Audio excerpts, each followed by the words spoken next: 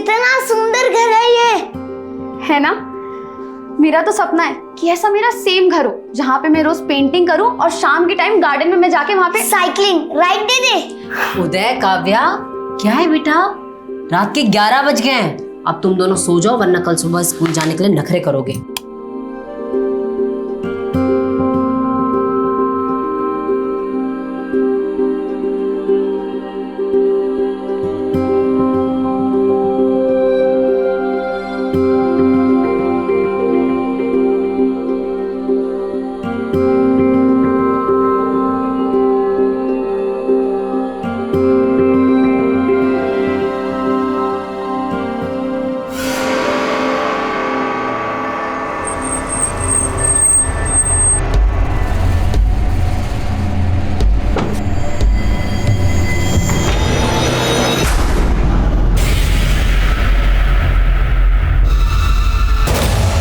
नमस्कार, मैं Sonali Kulkarni crime petrol 70 के इस नए अध्याय में आपका स्वागत करती हूँ।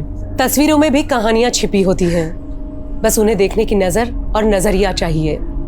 ये केस भी एक तस्वीर है जिसमें एक सहमा देने वाली व्यथा छिपी है और इस व्यथा के कई जीते जागते पात्र थे जिनकी आप बीती 223 पन्नों की एक चार्जशीट में लिखी गई थी। इस केस के केंद्र में थी 16 वर्षीय काव्या। पेंटिंग और साइकिलिंग का शौक रखने वाली काव्या ने सोचा नहीं होगा कि वो एक ऐसे गुनाह का केंद्र थी जहां से ये केस 360 डिग्री का घुमाव लेकर एक ऐसी परिधि का निर्माण कर रहा था जिसके अंदर इंसानी दर्द को चीर देने वाली सिसकियां भी थी और डरा देने वाला हाहाकार भी। कहते हैं इंसान के शरीर में जितने रोम होते हैं, पूरे जीवन काल में उसके मन में उतनी ही संख्या के कई ख्याल जन्म लेते हैं और इस केस को जन्म देने वाला भी एक ख्याल था, एक ऐसा विकृत ख्याल जो हिंदुस्तान की क्राइम हिस्ट्री का काला धब्बा बन गया। मैं कोई बहाना नहीं सुनूंगी काव्या, चल उठ, स्कूल तो जाना ही पड़ेगा। मम्मी सच में पेट में बहुत दर्द हो रहा है। काव्या, तेरे बहाने नहीं खत्म होते, चल उठ बेटा। हाँ सच बोल रही हूँ, विंची दादा की कसम। विंची दादा? ये कौन है? माँ Leonardo da Vinci, the famous painter जिन्होंने मोनालिसा बनाई थी। वाह बेटा वाह, और तू अपनी माँ को बना। उठ काव्या, बेटा बोर्ड एग्जाम्स है इस बार तेरे, कुछ तो पढ़ ले। अरे माँ पढ़ लूंगी लेकिन अभी तेरे पापा आ गए। अरे तू काव्या सुन बेटा।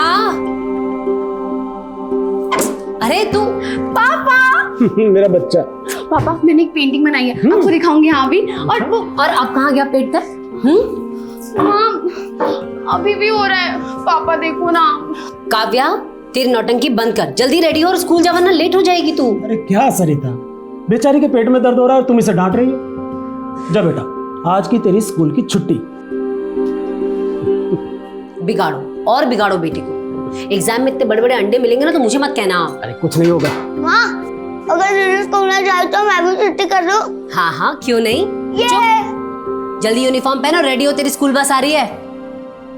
सरिता, मुझे 1 घंटे में निकलना है। हाँ, तुम जरा चाय रख दो। अरे ये क्या बात हुई? और आप अपनी हेल्थ का बिल्कुल ध्यान नहीं रख रहे हैं आजकल। इतना नाइट शिफ्ट क्यों कर रहे हैं आप? क्या करूं, दूसरा यूनिट जो शुरू हो रहा है, मैं भी नहा कर आता हूँ। हाँ, एक मिनट, आप ग्रीन चेक शर्ट पहन के गए थे ना, फिर ये? हाँ, वो नाइट ड्यूटी लगने वाली थी ना तो मुझे अंदाजा था, इसलिए एक एक्स्ट्रा शर्ट साथ ले गया था।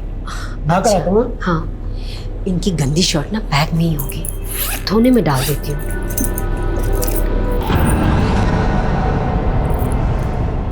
सरिता, हाँ तुम ये मेरे बैग में क्या कर रही हो? अरे वो आपने बोला था ना गंदी शर्ट है, तो मैंने सोचा मैं धोने में डाल दूं। शर्ट तो मिली नहीं। ये चाबी किसी के घर की है क्या? नहीं, वो घर की नहीं, गोडाउन की चाबी है। वो मैं अपने कपड़े गलती से फैक्ट्री में भुलाया था तो कपड़ों की जगह ये चाबी उठा लाया। बहुत भुलक्कड़ होता जा रहा हूँ अभी। हाँ, तो एक काम करो, मेरी चाय बना दो, मुझे देर हो रही है। हाँ हाँ हाँ बना।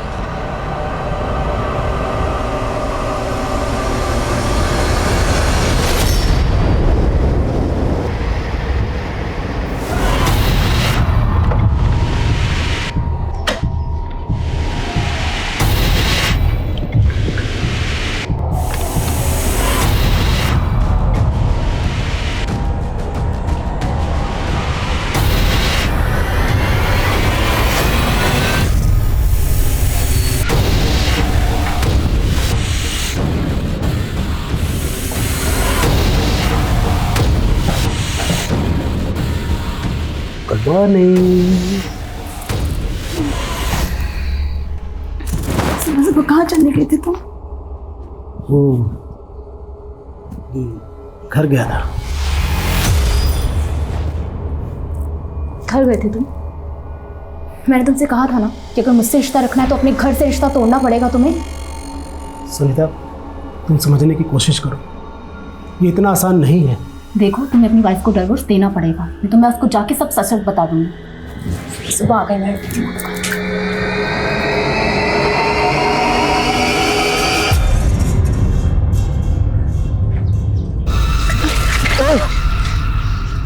Sorry. It's okay.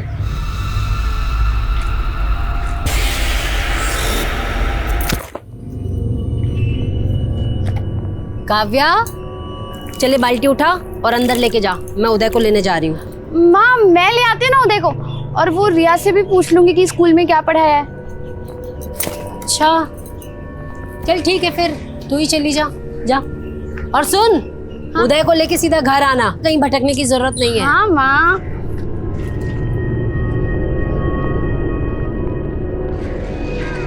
Kavya, Kavya सुनना। काव्या, मुझे ना तुझसे एक काम था। क्या काम है रोनी आंटी? नहीं माँ, दीदी मुझे लेने नहीं आई, इसलिए रिया दीदी मुझे घर छोड़ने आई। बहुत लापरवाह हो गई है ये काव्या, पता नहीं कहाँ चली गई। रिया बेटा, अगर तुम्हारे घर काव्या आए ना तो उसे कहना उसकी मम्मी बहुत गुस्सा कर रही थी। ठीक है आंटी, मैं बोल दूंगी उसको। ठीक है बेटा, बाय। माँ, हाँ काव्या दीदी का फोन तो यहीं पे है।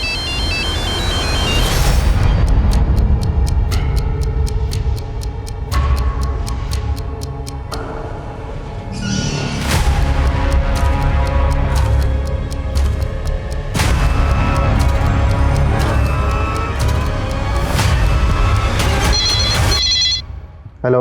हाँ हेलो, हाँ जी, मैं मयूर की वाइफ बोल रही हूँ, मेरी उनसे बात करा दीजिए प्लीज। सरिता जी, मयूर ने 2 दिन की छुट्टी ली थी और पिछले 2 दिन से वो फैक्ट्री नहीं आया है। 2 दिन से नहीं आया? उदय, माँ, काव्या आ गई क्या घर पे? नहीं माँ, आपको मिली दीदी? नहीं, चल उधर उधर देखते, चल चल। भाई साहब, ये मेरी बेटी है काव्या, आपने देखा कैसे कहीं? मम्मा, हाँ? काव्या दीदी की साइकिल। हाँ? काव्या की साइकिल?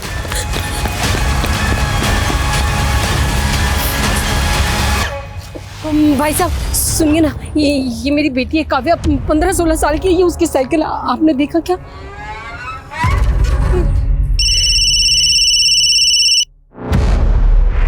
हेलो मयूर, काव्या कहीं नहीं मिल रही। तुम फिक्र मत करो, मैं भी आ रहा हूँ, किसी काम में फंसा हुआ था। मयूर प्लीज झूठ मत बोलो, मुझे पता तुम 2 दिन से फैक्ट्री नहीं गए हो। क्या बोल रही हो सरिता? मुझे कोई बहस वहस नहीं करनी, बस मुझे काव्या मिल जाए, मुझे और कुछ नहीं चाहिए। काव्या जरूर मिल जाएगी, तुम परेशान मत हो, मैं आ रहा हूँ ना। तुम एक काम करो, तुम तब तक पुलिस को इन्फॉर्म करो।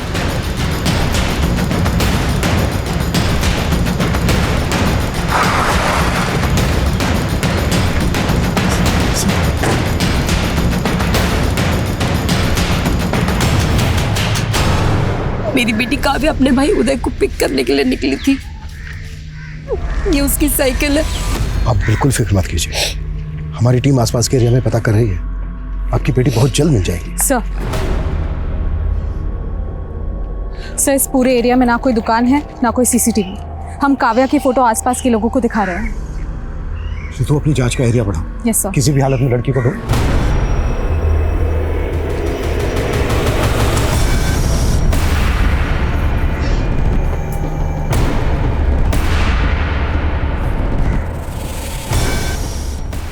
इस्माइल, मतलब काव्या को अगवा किया गया है। तो पूरा एरिया छान मारो, दिन दहाड़े ऐसी कोई लड़की गायब नहीं हो सकती। एक एक आदमी को काव्या का फोटो दिखाओ, किसी ने किसने काव्या को जरूर देखा हो। Yes sir.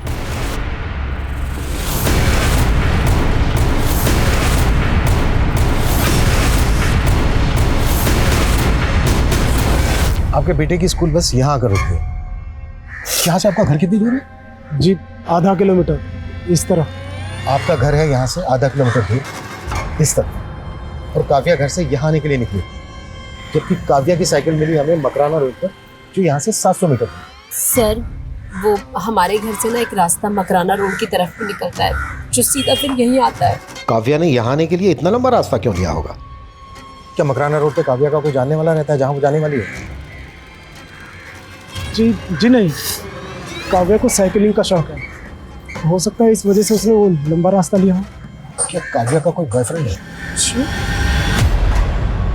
नहीं सर, वो तो बस 16 साल की छोटी बच्ची है। हाँ, लेकिन क्या है कि आजकल की जनरेशन एनीवे हमने काव्या का फोन अनलॉक होने के लिए दिया, शायद उससे कुछ पता चला। सरिता जी, आपने हमें बताया था कि काव्या हमेशा स्कूल ना जाने के लिए बहाने ढूंढती थी, तो क्या स्कूल में उसे कोई प्रॉब्लम थी? नहीं, ऐसा तो उसने न कभी कुछ कहा न बताया। आपकी किसी के साथ दुश्मनी, अनबन या धमकी दी हो किसी ने आपको? जी नहीं, बिल्कुल भी नहीं।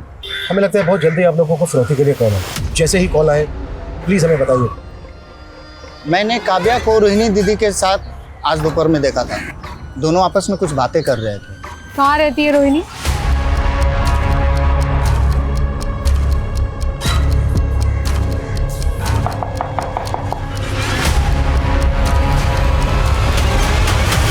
जी हाँ, मैं दोपहर को मिली थी काव्या से। काव्या काव्या सुन ना। काव्या मुझे ना तुझसे एक काम था। क्या काम है रोनी आंटी? कल ना मेरे घर पाठ होने वाला है, तो मम्मी से कहना कि आए, ठीक है? 2 बजे तक आ जाए। ठीक है, मैं बोल दूंगी। काव्या की माँ उसे जगह जगह ढूंढ रही थी, आपने उन्हें बताया क्यों नहीं कि आप मिली थी काव्या से? मैं पूजा में मग्न थी, और एक बार पूजा में ध्यान लग जाता है तो फिर मेरा कहीं ध्यान नहीं लगता। अब मैं जाऊं? मेरी पूजा अधूरी है। जी।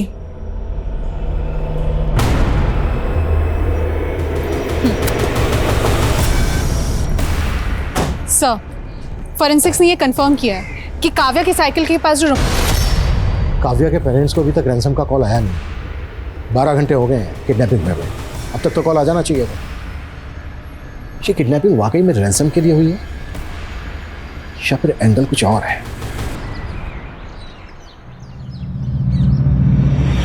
एक नंबर का नालायक हो गया है तू। शर्म नहीं आती ना तुझे? फिर फेल हो गया। अरे मंदबुद्धि, दिमाग में भूसा पड़ा पड़ा है या गोबर?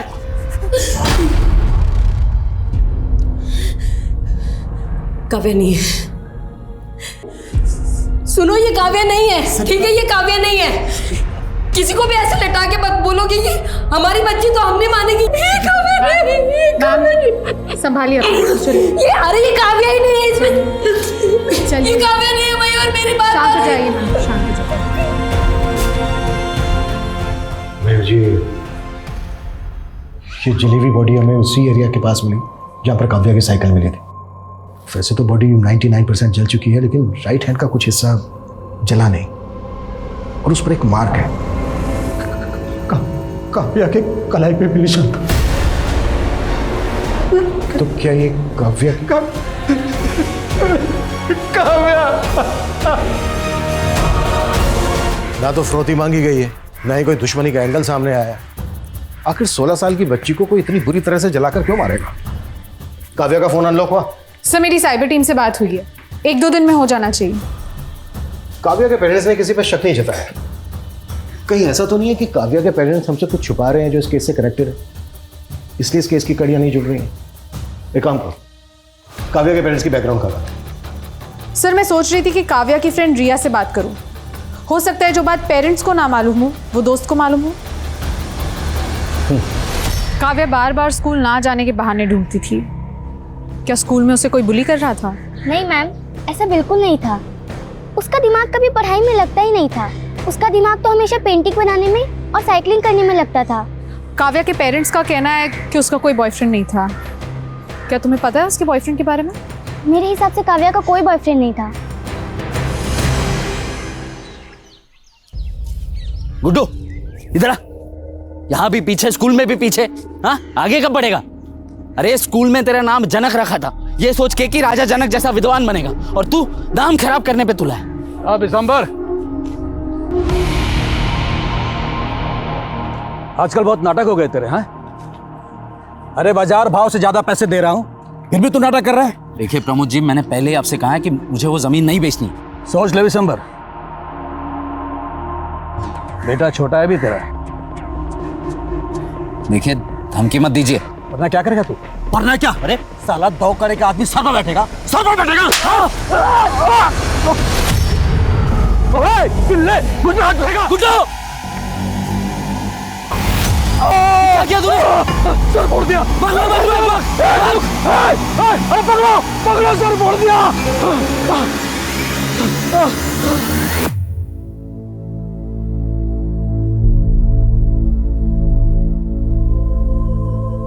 माँ दीदी ने आधा घंटे से खड़ा कर रखा है, कहती है तेरा स्केच बनाऊंगी, और देखो क्या बना दिया। माँ माँ, अब दीदी वापस कभी भी नहीं आएगी, बोलो ना माँ, चुप क्यों हो?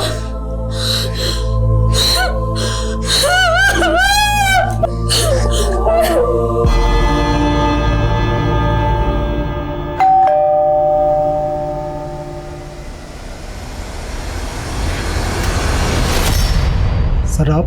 मयूर जी, हमें आपके घर की तलाशी लेनी है।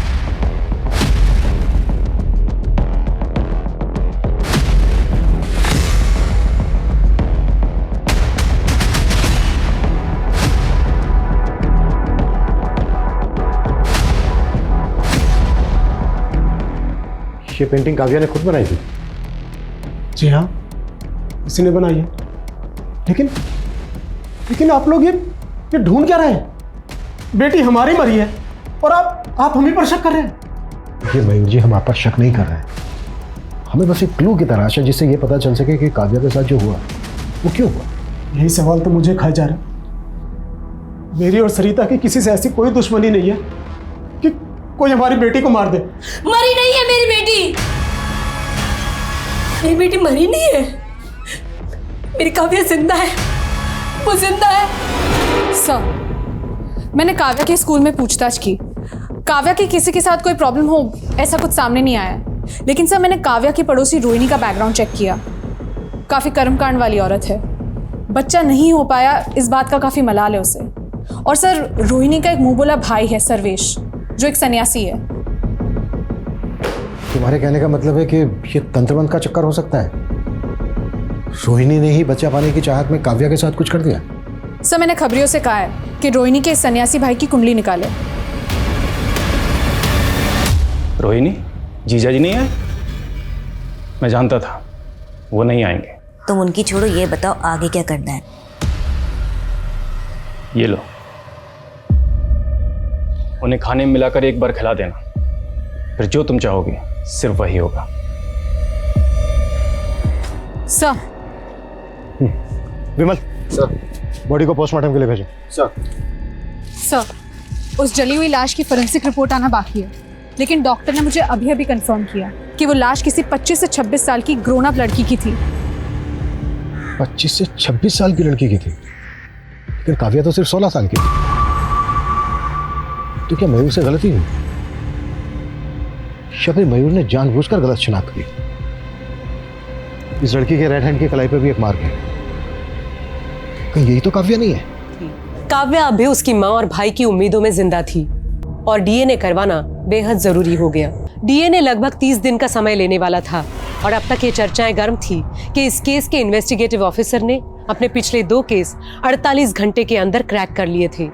लेकिन क्या इस केस में 48 दिन या 48 महीने भी काफी थे? पुलिस ने किडनैपिंग, रंजिश, ऑनर किलिंग और तंत्र से जुड़ी कई थ्योरीज बनाई थी, लेकिन इस केस की जड़ से एक विशालकाय पेड़ पनप रहा था जिसके गुनाह की गर्म छाया सारा माहौल गर्म करने वाली थी। इस इलाके की 3000 युवाओं की नौकरी से जुड़ा हुआ है ये मामला। 3000 लोग, यानी कि 3000 परिवार। अब सवाल ये उठता है कि क्या हमारे नेता धर्म और जात की राजनीति को छोड़ के इस अहम मुद्दे पर बात करेंगे रोजगार जैसे? शायद नहीं करेंगे। मैं दुष्यंत, कैमरामैन सुभाष के साथ अब तक। दुष्यंत, ये क्या फीके फीके न्यूज देते रहते हो यार, थोड़ा तड़का लगाओ ना। सोनाली, मैं जर्नलिस्ट हूँ, मैं बावर्ची नहीं हूँ। एंड बाय द वे, ये जयदत्त ग्रुप ऑफ हॉस्पिटल की फाइल है, देख लो। खेड़ापुर के गांव के लोगों का ऑपरेशन किया गया, उनके ऑर्गन्स निकाले गए, उनको डराया धमकाया गया। It's a serious matter Sonali. Dushyant, news serious नहीं, सेंसेशनल होना चाहिए। और वैसे भी क्या फर्क पड़ता है यार, छोटे से गांव में क्या हुआ? फर्क पड़ता है। हम लोग इस प्रोफेशन में इसलिए आए थे ना, ताकि मेन स्ट्रीम मीडिया में वो मुद्दे हम दिखाएंगे जो अब तक नहीं दिखाए जा रहे थे। Sorry Dushyant, as a wife मैं तुम्हें सपोर्ट करती हूँ, लेकिन एडिटर के नाते मैं ये स्टोरी अलाउ नहीं कर सकती। वैसे ही बहुत मानहानि के दावे हैं हमारे खिलाफ। I can't take the risk, please understand. हम लोगों की सोच बहुत अलग है एक्चुअली। तुम ना सिर्फ शोर मचाना चाहती हो, लेकिन मैं सच दिखाना चाहता हूँ। सोनाली, हम हस्बैंड वाइफ है ठीक है, लेकिन मुझे लगता है मैं तुम्हारे साथ अब काम नहीं कर पाऊंगा। I think I should leave this channel now. Enough. Dushyant, नहीं यार, बस सोनाली हो गया अभी। इतना सीरियस क्यों हो रहे हो यार? Just relax. देखो अभी कुछ देर में मैं लाइव जा रही हूँ, हम आराम से बैठ के बात करेंगे ना इस बारे में लेटर। चलो, आई सी यू सून। हाँ सर, माना कि मैं एक बांझ हूँ, लेकिन इसका मतलब ये नहीं कि मैं किसी और के बच्चे को मार दूंगी। देखिए, हम आप पर ऐसा कोई इल्जाम नहीं लगा रहे, पर हमने सुना है कि आप बच्चा पाने के लिए बहुत पूजा पाठ करती हैं, दूसरी विधियां करती हैं अपने इस मुंह बोले भाई के साथ मिलकर। हाँ, तो इसमें गलत क्या है? इस तरह की पूजा पाठ में बलि भी दी जाती है, इंसान की बलि। इंसानी नहीं, पशु की बलि दी जाती है इंस्पेक्टर साहब। शास्त्रों में शस्त्रों से ज़्यादा शक्ति होती है, और इसी शक्ति की मदद से मेरी बहन को बच्चे की प्राप्ति होगी। ये बात मैं लिखित में दे सकता हूँ। महोदय, यदि आपने दोबारा हमारी बात काटने का कष्ट किया तो आपको हमारी शक्ति का परिचय होगा, और ये बात मैं भी लिख के दे सकता हूँ। बलि के लिए बकरे कहाँ से लाए जाते थे? एक एक डिटेल देना हमें। तुम्हारे दिमाग में चल क्या रहा है मयूर? ना कोई कॉल, ना कोई मैसेज, ना कोई रिप्लाई। तुम कर क्या रहे हो? कितने दिनों से तुम्हें कॉल कर रही हूँ मैं। सुनीता, तुम समझने की कोशिश क्यों नहीं कर रही हो? तुम्हें पता है आप पुलिस आ रही है, बिना मतलब हम पर शक करेगी, बाल की खाल निकालेगी। तुम समझा करो ना, बस थोड़ा सब्र करो। मैं भी। तुम अभी भी सुनीता के टच में हो? सरिता, तुमसे ज्यादा घटिया और सेल्फिश बाप इस दुनिया में कोई नहीं होगा मयूर। निकल जाओ यहाँ से और जाके रहो अपनी उस प्रेमिका के साथ। सुनीता से? जी सर, मयूर का पिछले 1 साल से सुनीता सिंह के साथ अफेयर चल रहा है। काव्या की मौत का कनेक्शन इस अफेयर से तो नहीं है? कहीं ऐसा तो नहीं है कि काव्या का पिता मयूर ही काव्या की मौत का कारण है?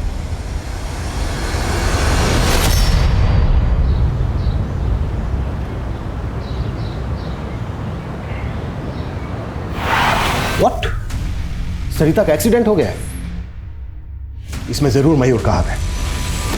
नहीं सर, मैंने पता किया है, ये रैश ड्राइविंग का केस है। ड्राइवर नशे में था।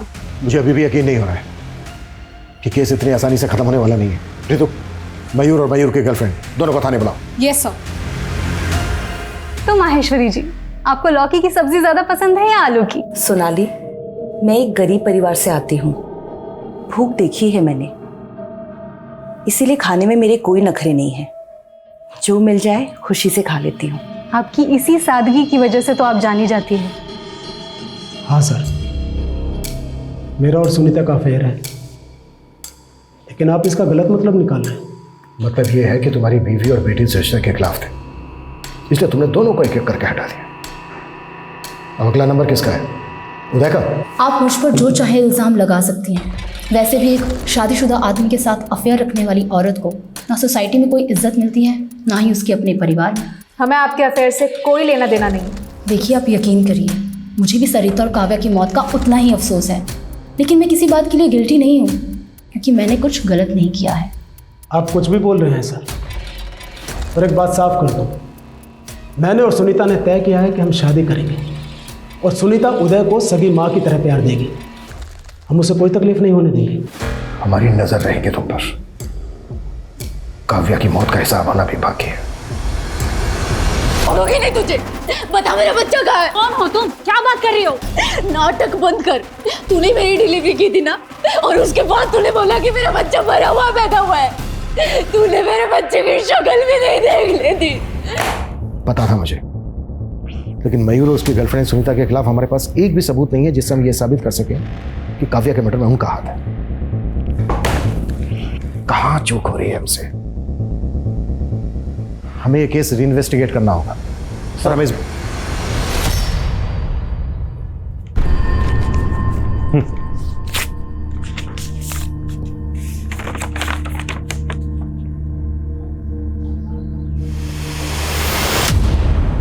क्या हुआ सर? प्रमोशन लेटर है, कॉन्ग्रेचुलेशंस। पर सर आप इतने परेशान क्यों हैं? 7 दिन के बाद ज्वाइन करना है। इसका मतलब यह है कि इस केस को सोल्व करने के लिए हमारे पास सिर्फ 7 दिन है। किसी भी हालत में इन 7 दिन के अंदर में केस सोल्व करना है। Yes sir.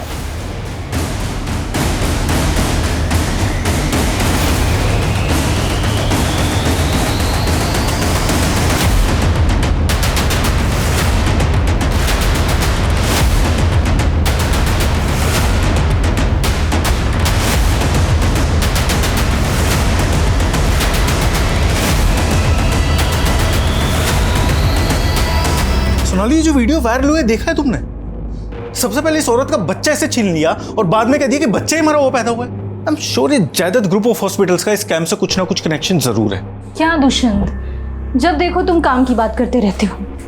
Let's talk about us. कितने दिन हो गए ना हमने अच्छे से टाइम स्पेंड नहीं किया।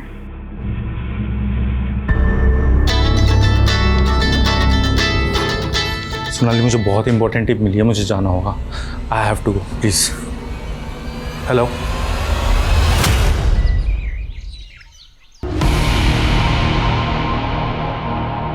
राजा चल। भाग्यवान, अरे जल्दी आ जरा। ये गुड्डू है, आज से घर के सारे कामकाज यही करेगा ना?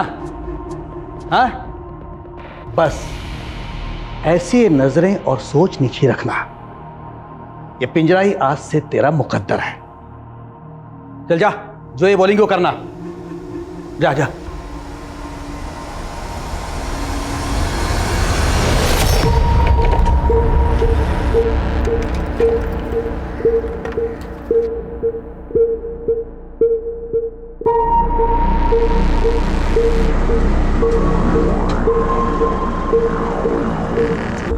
कहाँ हो तुम?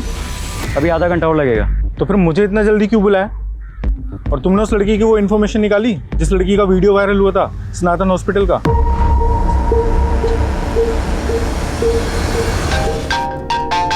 हेलो। सॉरी सोनाली मैम, इस टाइम आपको डिस्टर्ब किया। दरअसल दुष्यंत सर ने मुझे विशाल नगर बुलाया था। 1 घंटे से उनको कॉल कर रहा हूँ, उनका फोन ऑफ आ रहा है, अभी तक आए भी नहीं वो। क्या वो आपके साथ है क्या? कहीं फंस गया होगा, खुद ही कॉल कर लेगा। और हाँ, मैं मीटिंग में हूँ, मुझे दोबारा डिस्टर्ब मत करना। Okay ma'am.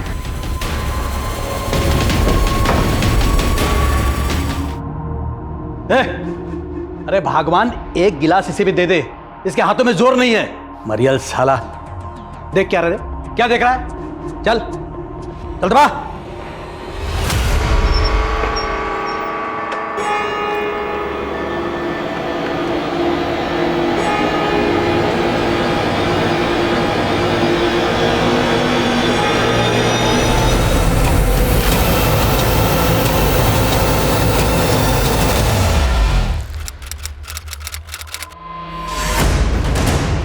जैन सर। जय हिंद जिंदल। अब तक न्यूज़ चैनल का को फाउंडर दुष्यंत 2 दिन से मिसिंग है। आज उसकी वाइफ सोनाली, जो खुद चैनल की एडिटर है, उसका फ़ोन आया था मुझे। अब ये केस तुम हैंडल करोगे। जैन सर।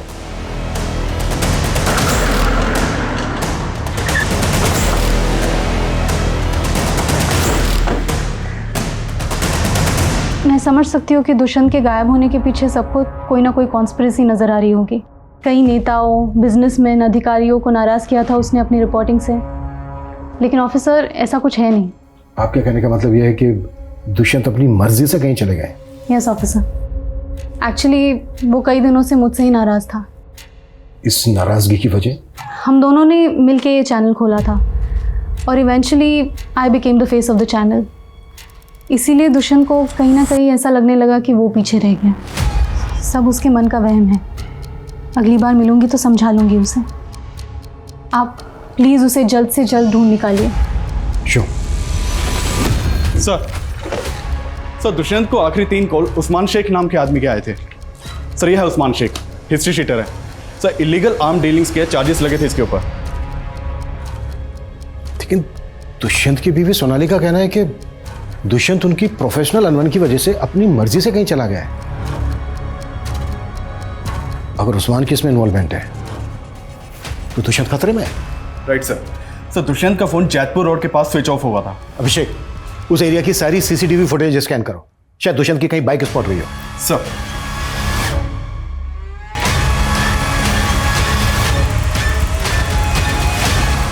उस्मान सैयद दुष्यंत किसी ड्रग डीलर के कांटेक्ट में था। देखिए, अगर बात पैसों की होती तो अब तक रैंसम का कॉल आ चुका होता आपको। हमें डाउट है कि उस्मान को किसने सुपारी दी दुष्यंत की। माय गॉड, वो किस हाल में होगा? आपको शक है किसी पर? नहीं, अभी कुछ समझ में नहीं आ रहा है। मैं आपको खुद फोन करूंगी। Please give me some time.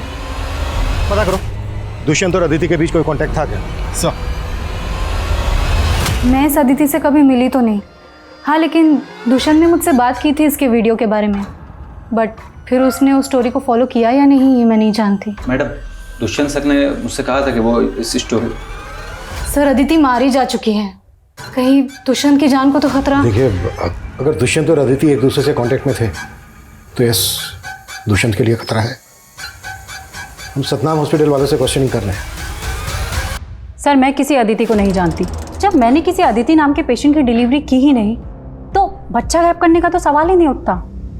आप अगर चाहें तो रिकॉर्ड्स चेक कर सकते हैं। सर, सतनाम हॉस्पिटल वाले तो इस बात को सिरे से खारिज कर रहे हैं कि अदिति उनके वहाँ कभी डिलीवरी के लिए आई थी। सर, अदिति और दुष्यंत, इन दोनों का भी आपस में कोई लिंक नहीं मिल रहा है। हो सकता है कि दोनों केसेस अलग अलग हों। दुष्यंत गायब है। दुष्यंत जिस हिस्ट्री शूटर उस्मान के टच में था वो भी गायब है। कुछ तो मिस कर रहे हैं हम लोग। सर, मैंने खबरियों को सोनाली की कुंडली निकालने को कहा था, तो पता चला है कि सोनाली का एक कुणाल नाम के बिजनेसमैन के साथ अफेयर चल रहा है। सर, एक कुणाल दुष्यंत का ही दोस्त है और दुष्यंत के चैनल को इसी ने फंड किया है। सोनाली का दुष्यंत के दोस्त कुणाल के साथ अफेयर चल रहा है। और एक बात, 2 महीने पहले दुष्यंत ने जयदत्त हॉस्पिटल में चल रहे स्कैम को एक्सपोज किया था। कहीं दोनों हॉस्पिटल्स का आपस में कोई कनेक्शन तो नहीं है? अपने खबरियों को जयदत्त और सतनाम हॉस्पिटल में काम पे लगा। पता कर कौन सा गोरख धंधा चल रहा है वहाँ, और ये अदिति की फैमिली का कब पता चलेगा। जल्दी पता कर, टाइम बहुत कम है हमारे पास। ठीक है साहब, करता हूं। ऑफिसर, यहाँ मेरे हस्बैंड इतने दिनों से लापता है और आप उन्हें ढूंढने की जगह मेरी ही जासूसी कर रहे हैं। मेरा अफेयर है या नहीं है, इसका इस केस से कोई ताल्लुक नहीं है। अगर ये केस आपकी बजाय किसी नेता या अभिनेता से जुड़ा होता ना तो आपने अब तक ब्रेकिंग न्यूज़ बनाकर डिबेट शुरू कर दी होती। हमें आपकी तरह चिल्लाकर झूठ को सच बनाने की आदत नहीं है। हम सच को ना खोद के निकालते हैं। आपके पति दुष्यंत की सच्चाई भी हम सामने लाकर रहेंगे। हेलो सर, उस्मान का पता चल गया है। उठा लो उसे। कुछ नहीं साहब, मैंने किसी को नहीं मारा। मैं तो दुष्यंत साहब के लिए कबरी का काम कर रहा था। क्या काम दिया था दुष्यंत ने तुझे? वो अदिति है ना, जिसने सतनाम अस्पताल पर अपना बच्चा गायब करने का इल्जाम लगाया था, बस उसी के बारे में पता करने को बोला था। अदिति के बारे में क्या पता किया तूने? साहब, वो अदिति थी ही नहीं, उसका नाम दीपाली था और वो एक पत्रकार थी।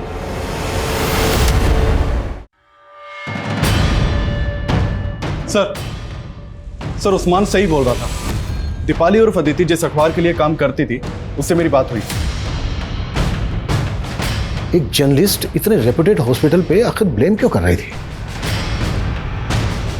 क्या दुष्यंत ने दीपाली को प्लान किया था या फिर कोई और दीपाली को इस्तेमाल कर रहा था दुष्यंत के खिलाफ? आज का बुलेटिन यही समाप्त होता है। अंत में एक रिक्वेस्ट, अगर आपको मेरे पति दुष्यंत के बारे में कोई भी जानकारी मिलती है तो कृपया नीचे दिए गए नंबर पर संपर्क करें। Thank you.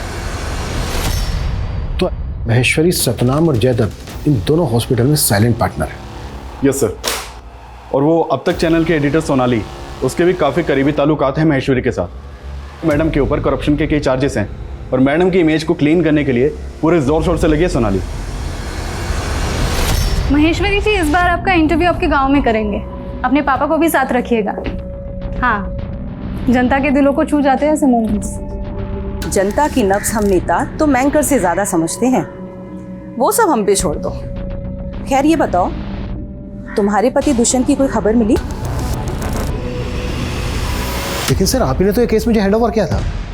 देखिए सर, मैं इस केस को सॉल्व करने के काफी करीब हूँ। जिंदल, नो मोर आर्ग्यूमेंट्स। दुष्यंत का केस पांडे के हवाले करो और कल आकर मुझे हेडक्वार्टर में मिलो। जय Hind sir. Sir, Maheshwari madam की इस इलाके में लगभग 15 इलीगल प्रॉपर्टीज़ हैं और मैडम को बने हुए अभी सिर्फ 2 ही साल हुए हैं। ये देखिए सर। और मेरे पास सिर्फ 24 घंटे हैं। हेडक्वार्टर से कॉल आ गया है। जो लोग चाहते ही नहीं है मैं इस केस को लेके आगे। दिस सिस्टम इज सो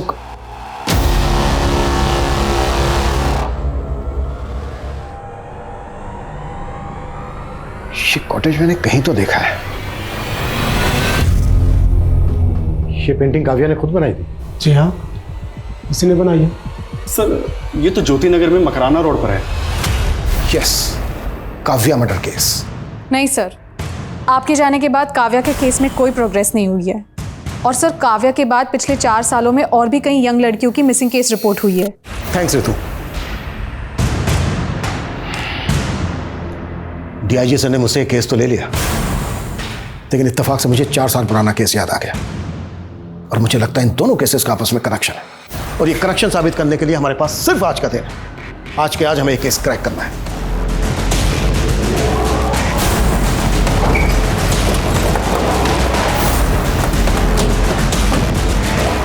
चलो।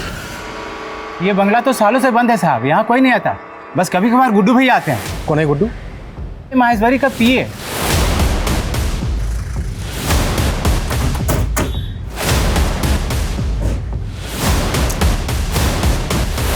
ट्रांसफर से जी नहीं भरा क्या, जो डिसमिस होने का मन बना लिया?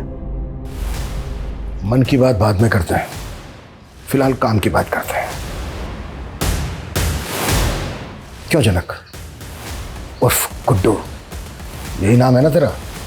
इंस्पेक्टर, आपको शायद कोई गलत आपकी बेनामी संपत्ति है ना, आपका वो फार्म हाउस मकराना रोड पर। इसकी करतूत के पक्के सबूत मिले हमें मफलर।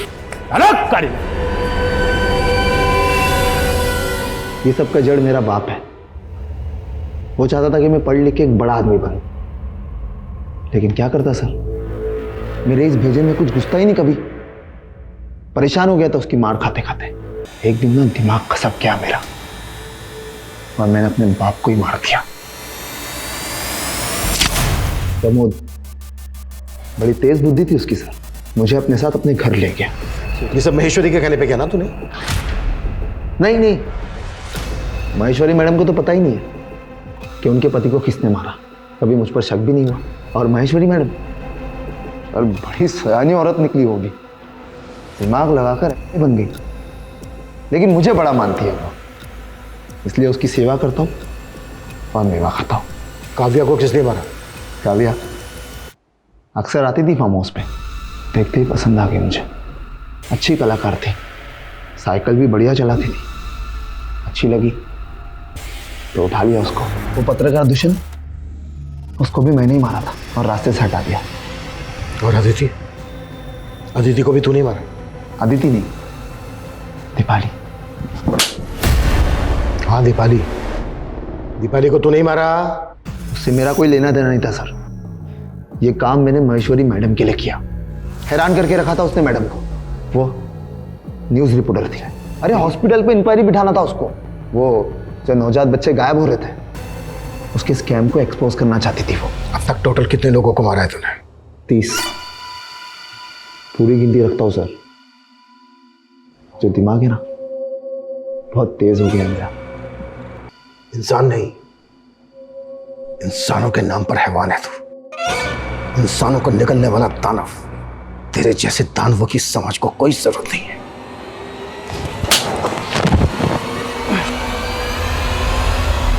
हमने आदि मानव से मानव बनने और मानवों द्वारा निर्मित की गई कई सभ्यताओं के विकास और पतन की गाथाएं सुनी होंगी, लेकिन ये गाथा मानवीय अस्तित्व को विचलित करने वाली व्यथा है। ये ख्याल ही आतंक से भरा हुआ है कि कोई इंसान को मार के खा सकता है। लेकिन जनक ने दावा किया है कि वो लगभग 30 लोगों को मार के उनके मगज का मांसाहार कर चुका है। नोएडा के निठारी कांड के बाद ये हिंदुस्तान का दूसरा कैनिबल यानी नरभक्षी हत्याकांड है। और हैरानी की बात ये थी कि ये सभी हत्याएं सन 2005 से हो रही थी। अलग अलग क्षेत्रों से आए दिन कई लोग गायब हो रहे थे और आखिरकार ऑन रिकॉर्ड फाइल हुए 18 मिसिंग केस और 4 हत्या के केस लगभग 15 साल बाद न्याय की दहलीज पर पहुंचे। लेकिन जनक जैसी विकृत मानसिकता के अपराधियों की मानसिक स्थिति पे ये सवाल उठने लगते हैं कि कहीं वो एबनॉर्मल तो नहीं, और इस परिस्थिति में कातिल को सजा में रियायत मिल जाती है। लेकिन मेडिकल रिपोर्ट ने जल्द ही ये साफ कर दिया कि जनक एबनॉर्मल नहीं था, लेकिन बचपन से पनप रहे मानसिक अवसाद ने उसको इतना खूंखार अपराधी बना दिया। नमस्कार, मैं सोनाली कुलकर्णी। क्राइम पेट्रोल 70 के इस नए अध्याय में आपका स्वागत करती हूँ। देश में हर साल हत्याओं के करीब 6000 मामले अनसुलझे रह जाते हैं। एक आंकड़े के मुताबिक हत्या के मामले में ऐसे कोल्ड केसेस की तादाद पहले ही 2.5 लाख से ज्यादा है। यकीनन इन हत्याओं के पीछे ऐसे शातिर अपराधी हैं जो कोई सुराग नहीं छोड़ते, लेकिन कई बार पुलिस का देर से पहुंचना, क्राइम सीन से छेड़छाड़ और कभी कभी तो खुद विक्टिम की जानकारी ही रहस्य बनकर रह जाती है। आज की कहानी ऐसे ही rarest of the rare case से पर्दा उठाती है। कोस कोस पर पानी बदले 4 कोस पर वाणी। तकरीबन 2.5 दर्जन राज्यों और उतनी ही भाषाओं की विविधता वाले हमारे इस देश में ये केस जुड़ा हुआ था एक अजीबोगरीब शादी से।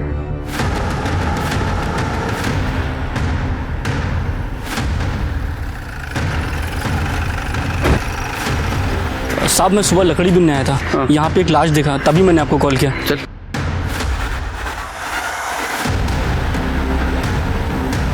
शिरके इसके सर पे जोर से मारा है।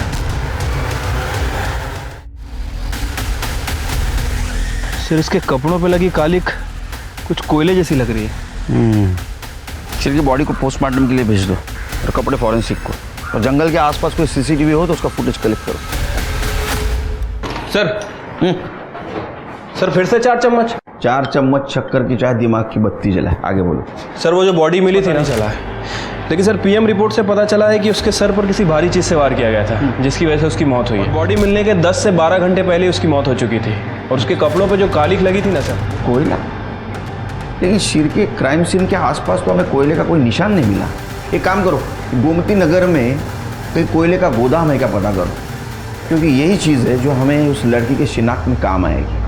ठीक है सर। साहब इसका नाम तो राजू यादव है।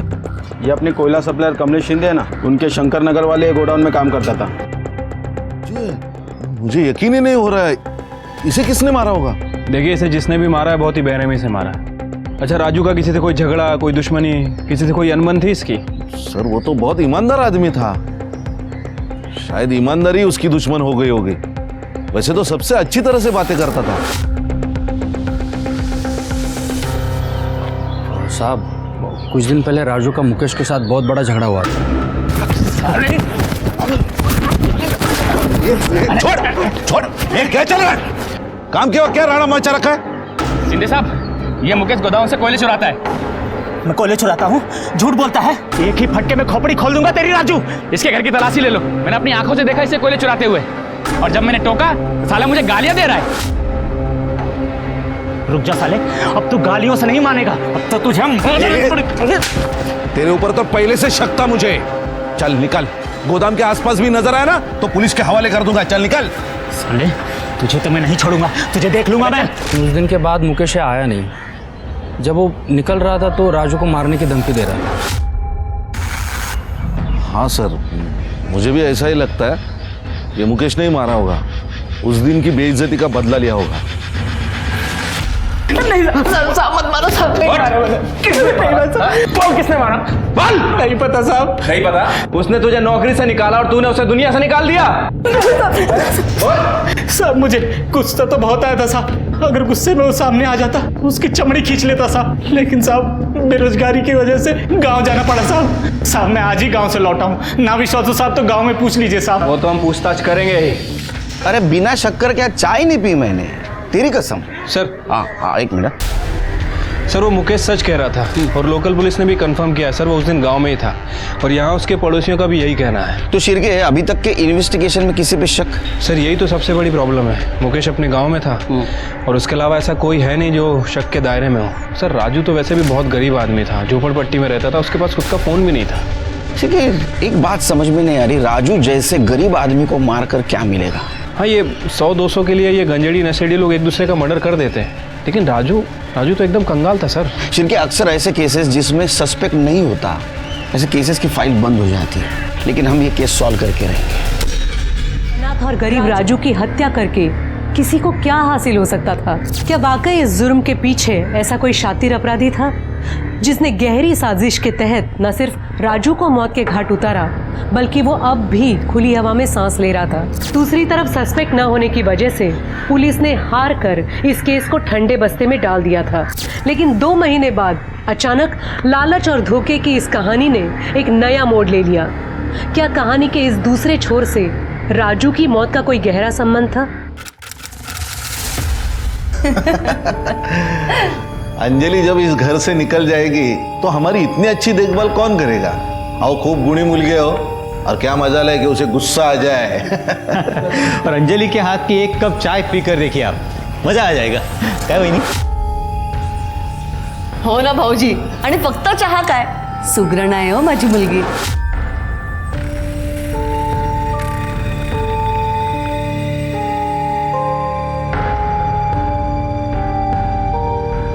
वाह बेटिया, आपने जो फोटो दिखाई थी ना उससे भी ज्यादा सुंदर है आपकी बेटी। वरना लोग तो आजकल फोटोशॉप वाली सुंदर फोटो भेजते हैं और जब लड़की सामने आती है ना तब भेद खुल जाता है। अरे नहीं, ये हमारी छोटी लड़की है मोहिनी। अरे मोहिनी, जरा अंजलि को लेके आ। अंजलि तो अभी आएगी। ये देखिए आ गई हमारी अंजलि।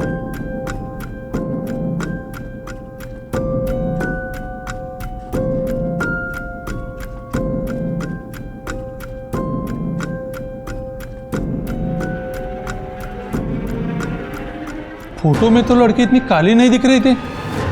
आपने हमें क्या बेवकूफ समझा है जो इतनी बदसूरत लड़की को हम अपनी बहू बनाए? ये रिश्ता भी चला गया, इस लड़की की शादी होने से रही आता बस आमच्या डोक्यावर जिंदगीभर। आई, इसमें मेरी क्या गलती है? जहाँ कहती हो चुपचाप खड़ी तो हो जाती हो, अजून काय करूँ आई?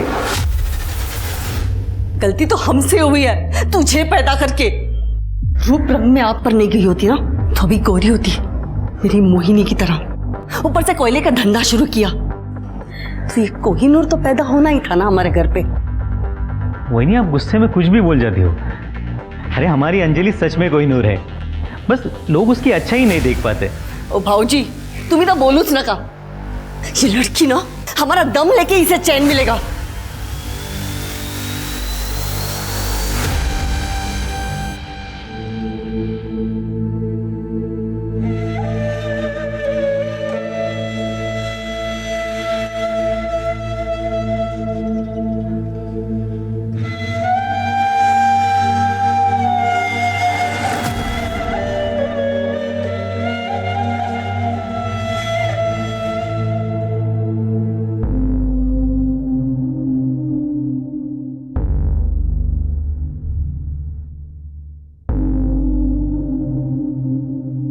हे काय, तूने फिर से जेंट्स के कपड़े निकाल कर ये लेडीज वाले कपड़े पहन लिए? तुझे मना किया था ना, तुझे ये नहीं पहनना है। गाय, दिन भर लड़कों के कपड़े पहन के घूमना पड़ता है। कम से कम घर पे तो मुझे चैन से जीने दिया करो, या तो मैं भुला कर ही चैन आएगा कि मैं एक लड़की हूँ। अगर तुझे पैसे कमाने हैं तो तुझे भूलना होगा कि तू एक लड़की है। अब तेरी शादी के लिए नया शिकार ढूंढना होगा।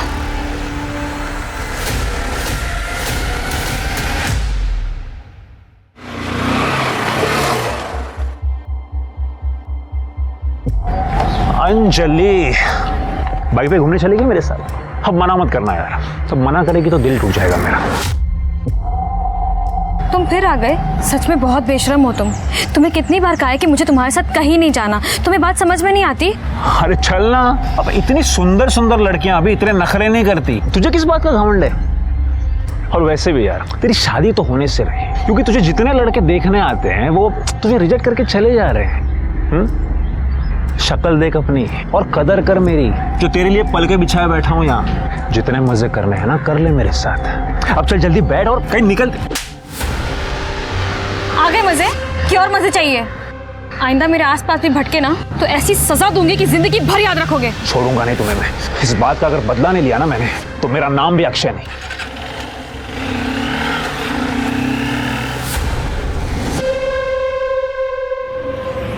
चलो बाय।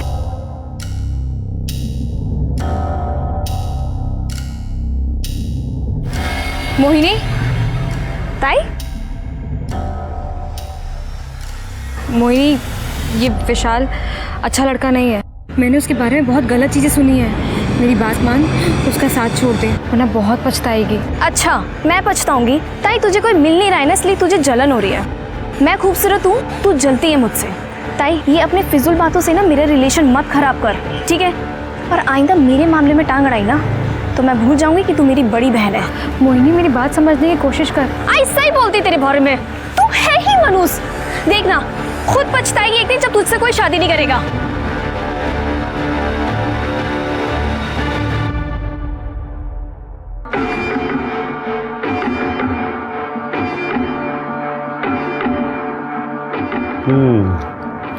ये सब ठीक है, लेकिन इनमें से पैसे वाली अमीर पार्टी कौन सी है? ये सब मिडिल क्लास परिवारों की अच्छी लड़कियां हैं, सर्वगुण संपन्न। हमें ऐसी लड़की दिखाइए जो घर में लक्ष्मी लेकर आए। देखिए, अगर आप लोगों की सुंदर लड़की की डिमांड नहीं है तो हमारे पास एक बहुत बढ़िया रिश्ता है। आप कहे तो मैं दिखाता हूँ। ये लीजिए, लड़की के पिता का कोयले का कारोबार है। अरे वाह, कितनी गुनी और सुशील लग रही है ना। आपकी बेटी हमें बहुत पसंद है। नहीं, विश्वास ही नहीं होता कि हमारी अंजलि आपको इतनी पसंद आ गई। इतने लोगों ने रिजेक्ट जो किया है उसको विश्वास कैसे बैठेगा? वैसे ये फैसला लेना हमारे लिए भी बहुत मुश्किल था। खूब ऐकलं होतं, अंजलि के कई रिश्ते टूटे हैं, लेकिन हम तैयार हैं। आप लोगों ने भी तो तैयारियां की होगी ना। बेटी को खाली हाथ विदा थोड़ी करेंगे। हाँ, बताइए क्या चाहिए, हम यही तय कर लेते हैं। अरे इसमें तय क्या करना है? अब इतना बड़ा बिजनेस है आपका, लड़की की शादी है, लाखों रुपया तो जमा किए होंगे आपने। अरे नहीं नहीं, हम लोग लालची नहीं है, हमें ज्यादा नहीं चाहिए, बस 50 लाख कैश दीजिए और 20 तोला सोना दीजिए बस।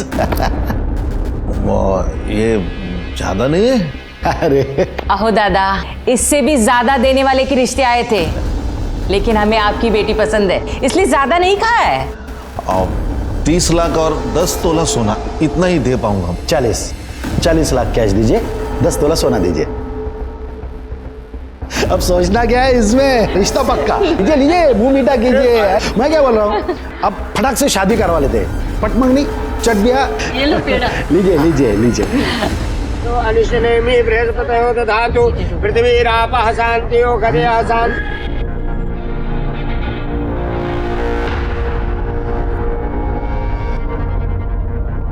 शिंदे, हाँ 20 लाख मिले, बाकी का पैसा? बस कुछ दिन में मिल जाएंगे, आप बेफिक्र रहे। देखना। हाँ हाँ जरूर।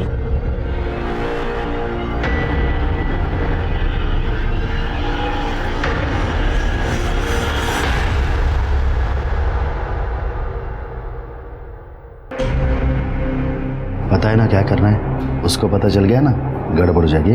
मुझे पता है, आप टेंशन मत लो।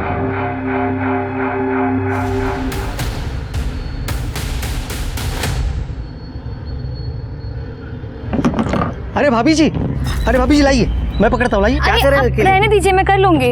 अरे आप क्या क्या करोगे भाभी जी, हमें भी तो सेवा का मौका दीजिए। लाइए, मैं पकड़ता हूँ, आइए आइए आइए। भाभी जी, आपको पहले कभी देखा नहीं या नए हो क्या? हो, कल्पना ही चीज सुन, अभी शादी हुई है। अच्छा, सूरज भाऊ। भाभी जी, एक बात बोलूं, आप ना बिल्कुल मेरे बीबी जैसे दिखते हो। हाँ, वो वहाँ गांव में और मैं यहाँ डंडा लेके खड़ा हूँ, चौकीदार का काम करता हूँ ना, इसीलिए आपको देखे ना उसी की याद आई। खरंच सांगतोय। ये दे दीजिए। Thank you.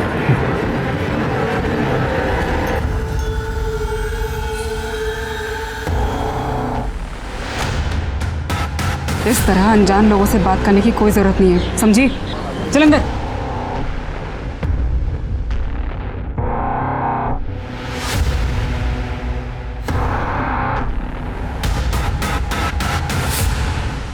सर ये सब देख के तो सर। नमस्कार सर। हाँ सर, मैं अपने पड़ोसी के बारे में कुछ बोलना चाहता था। पहले अपने बारे में बता। हाँ सर, मैं पीताम्बर काळे, नीरव नगर में रहता हूँ। मेरे पड़ोसी का नाम है सखाराम सावंत। माझ्याकडे वेळ नाही आहे, लवकर काय ते सांगा। सर, ये सखाराम सावंत की बेटी है सोनम, 1 साल भर से गायब है। बड़ी अच्छी लड़की थी। मैंने वो सखाराम सावंत और उसके बेटे सूरज सावंत दोनों को बहुत बार पूछने की कोशिश की, लेकिन वो लोग अजीब ढंग से बात को टाल जाते हैं। सर फिर एक दिन बताया कि वो गांव चली गई है। हाँ तो इसमें अजीब क्या है? हो सकता है बेटी को गांव भेज दिया हो। लेकिन सर एक बहन को अपनी भाई के शादी में आना चाहिए कि नहीं? वो नहीं आई। अब ये उसका भाई सूरज दिखता भी कुछ अजीब ही है सर। पहले कभी इसको ना देखा ना इसके बारे में उन लोगों ने कभी जिक्र किया। फिर अचानक 3 साल पहले घर आ गया और 1 साल भर पहले सोनम गायब हो गई। ठीक है, चेक करा सर।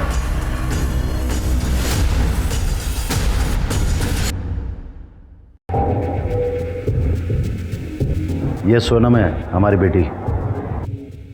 एक लड़के के साथ में भाग गई थी, 1 साल से पता नहीं चला उसका। लोगों को पता चल जाता तो हमारी बदनामी होती, इसलिए सोनम की भागने की बात हमने किसी से नहीं कही। और हाँ, अब हमारा उससे कुछ संबंध नहीं है, समझ लीजिए मर गई वो। सर मेरी अंजलि से शादी होने के बाद बड़ी मुश्किल से घर में खुशियाँ वापस आई हैं। आप प्लीज़ सोनम के बारे में बात करके हमें और परेशान मत करिए। अच्छा, आप लोगों की सोनम से आखिरी बार मुलाकात कब हुई थी? मुलाकात तो छोड़िए साहब, 1 साल से हमारी उससे बात भी नहीं हुई।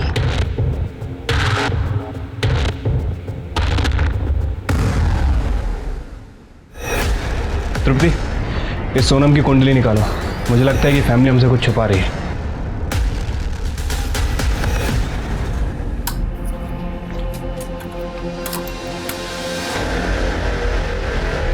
आंखें बंद करो और लेट जाओ। मुझे इसे बहुत अजीब लगता है। आप लाइट्स ऑफ कर देते हैं, मुझे कपड़े उतारने के लिए कहते हैं, लेकिन खुद कभी कपड़े नहीं उतारते, आंखें भी नहीं खोलने देते मुझे। तो गलत क्या इसमें? पति पत्नी कमरे में लाइट और पर्दे बंद करके बैठ करते हैं या खिड़की दरवाजे खोलकर?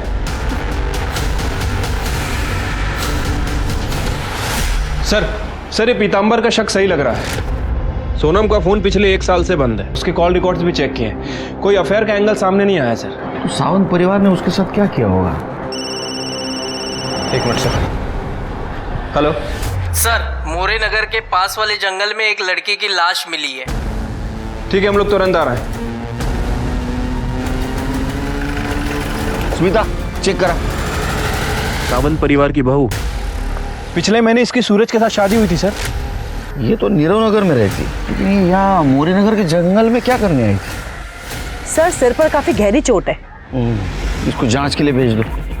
शिरके, इसके फैमिली को इन्फॉर्म कर दो, मुझे पूछताछ करनी पड़ेगी। ठीक है सर। कहीं आसपास सीसीटीवी हो तो जरा उसका फुटेज कलेक्ट करना। लेकिन सर ये तो काफी सुनसान इलाका है, रास्ते में कहीं भी सीसीटीवी कैमरा नहीं है। बॉडी को पोस्टमार्टम के लिए भेज दो। ठीक है सर। सर ये पर्स मिला है और ये पर्स के अंदर ये मोबाइल मिला है, लेकिन ये बंद है। उसको टेक्निकल टीम के पास भेज दो। सर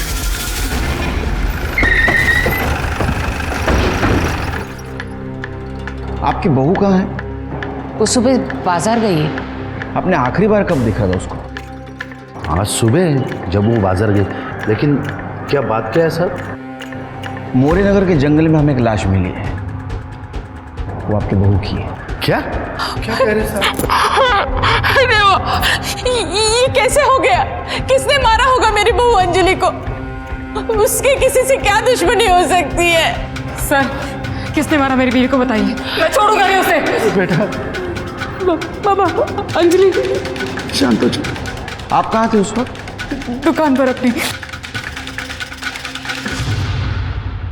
कीर्ति नगर से यहाँ तक जितने भी सीसीटीवी है सारा फुटेज कलेक्ट करो।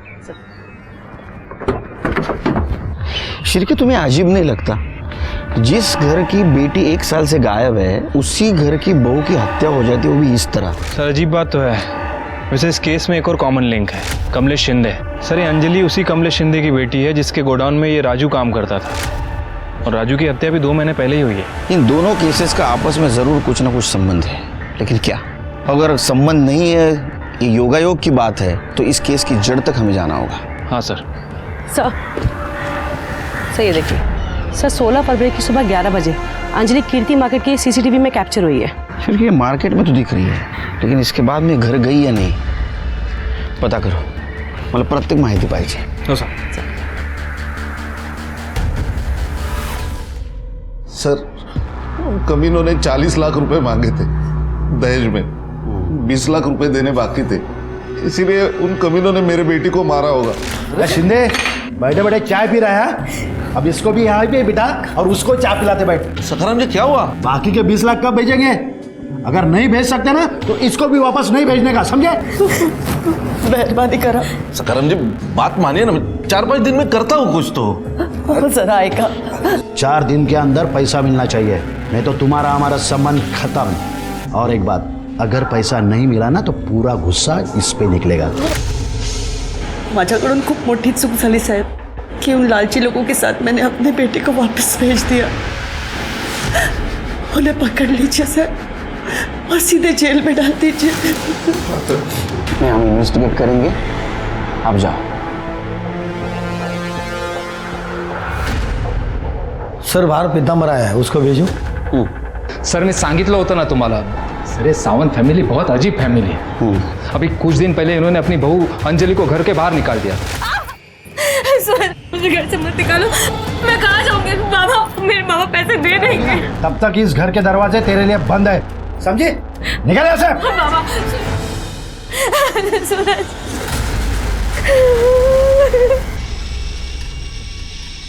ओहो भाभी जी, ये दुनिया ना बड़ी जालिम है, लेकिन आप चिंता मत कीजिए, मैं हूं ना, आपको कोई भी तकलीफ होने नहीं दूंगा। हाथ मत लगाना मुझे।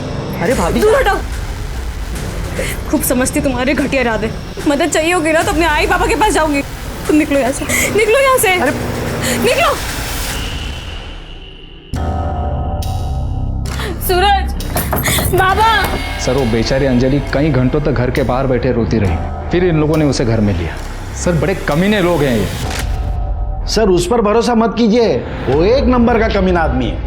वो भी यही बोल रहा था आपके बारे में। आप मुझ पर विश्वास कीजिए ना सर। क्यों? एक तो वो अपनी बेटी की शादी मेरे बेटे से करवाना चाहता था, जब बात नहीं बनी तो इस तरह से बदला ले रहा है। चाय पानी का बंदोबस्त करो। हो बाबा। बैठो। कहो कैसे आना हुआ? वो छोड़ो, मेरी खूबसूरत लड़की को रिजेक्ट करके तुमने इस लड़की से अपने बेटे की शादी करा दी, क्यों? पता है कितना दहेज मिला है? अरे तो दहेज मैं भी देता ना।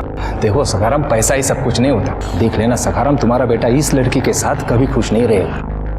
अभी भी देर नहीं हुई है, इसे रास्ते से हटा दो और मेरी बेटी को बहू बना लो। तभी से ये पीतांबर खुन्नस पाल कर बैठा है। मुझे तो लगता है उसने ही मेरी बहू का मर्डर किया होगा। सर अंजलि की पोस्टमार्टम रिपोर्ट में उसके साथ रेप कंफर्म हुआ है सर। उसकी मौत 16 फ़रवरी को दोपहर 12 से 2 के बीच में हुई है। सर उसके साथ बलात्कार किया गया और बॉडी पर सीमेन सैंपल भी मिले हैं। जिसने अंजलि का रेप किया उसी ने उसको मारा है। अच्छा, ये सोनम सावंत के बारे में कुछ इन्फॉर्मेशन मिली? फिलहाल तो सर उसके बारे में कोई इन्फॉर्मेशन नहीं है। उसकी फोटो सभी जगह सर्कुलेट करवा दी है। वॉचमैन नितिन? सर वो वॉचमैन अंजलि के मर्डर वाले दिन से ही गायब है। उसका घर भी चेक किया है सर, सामान वगैरह कुछ नहीं है। शिरके वो मिलना जरूरी है, ढूंढो, अरेस्ट करो उसको। ठीक है सर। सर अंजलि के मोबाइल से इस केस के बारे में एक बहुत इंपॉर्टेंट इन्फॉर्मेशन मिली है, ये देखिए। ये तो राजू है शिरके। अंजलि के मर्डर के 2 महीने पहले इसका मर्डर हुआ था। क्या अंजलि और राजू एक दूसरे को जानते थे? सर ये राजू के फ़ोन में अंजलि का फोटो इसके साथ मिलना, मतलब सर हो सकता है कि ये दोनों केस आपस में कनेक्टेड हों। शिरके अंजलि की पहली बहुत उलझी हुई है। इसका मतलब ये अंजलि के बारे में सबको सब कुछ नहीं पता। एक काम करो, इसके ससुराल और मैके को खंगालो, इसके बारे में कुछ ना कुछ इन्फॉर्मेशन जरूर मिलेगी। ठीक है सर।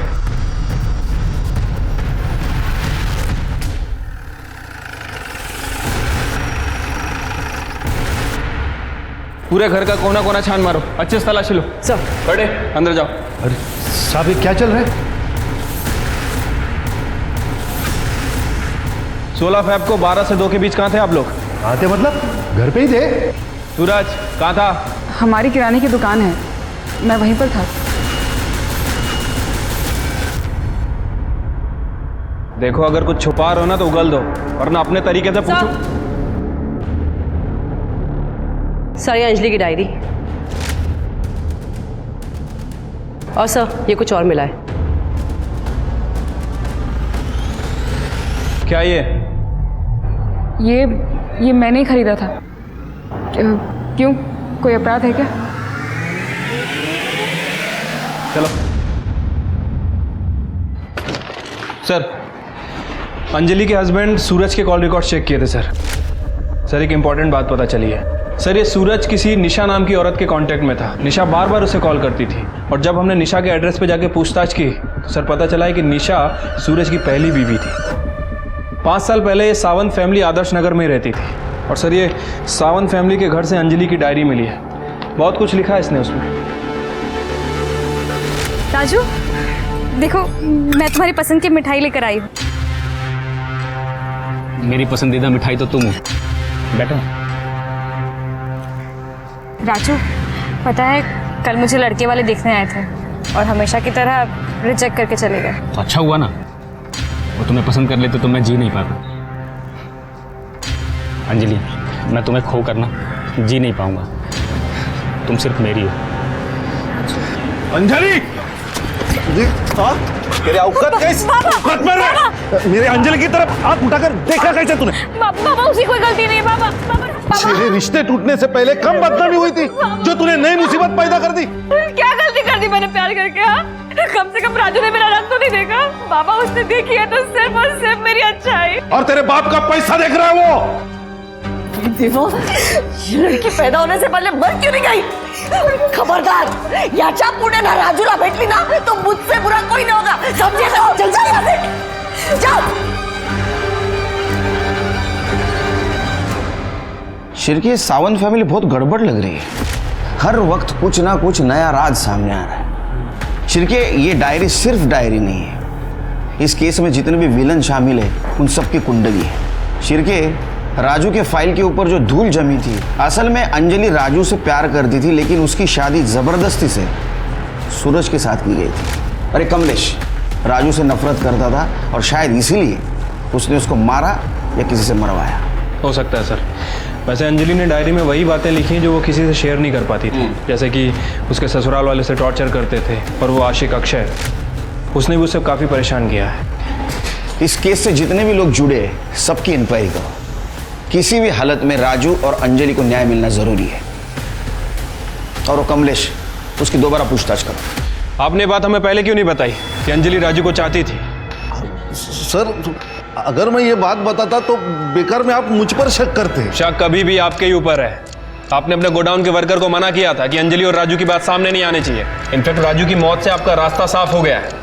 उसकी मौत से सिर्फ और सिर्फ आपको फायदा हुआ और किसी को नहीं। नहीं सर, ऐसी बात नहीं है सर। देखिए, कमलेश दादा ने कुछ नहीं किया है और इन पर राजू की हत्या का आरोप लगाने से अच्छा है ना कि आप अंजलि के कातिल को ढूंढिए प्लीज। आपको क्या लगता है हम क्या कर रहे हैं?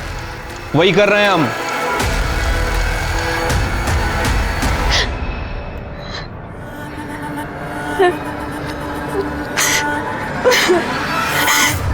I'm sorry दीदी।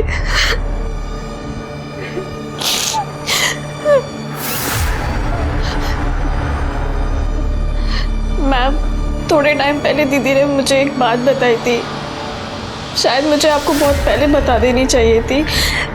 उन्होंने बताया था कि जीजू उनके संग बहुत अजीब बर्ताव करते हैं। जैसे संबंध बनाते वक्त उन्होंने आज तक उनके सामने कपड़े नहीं उतारे और उन्हें कहते थे कि अपनी आंख बंद रखो। बड़ी अजीब बात है।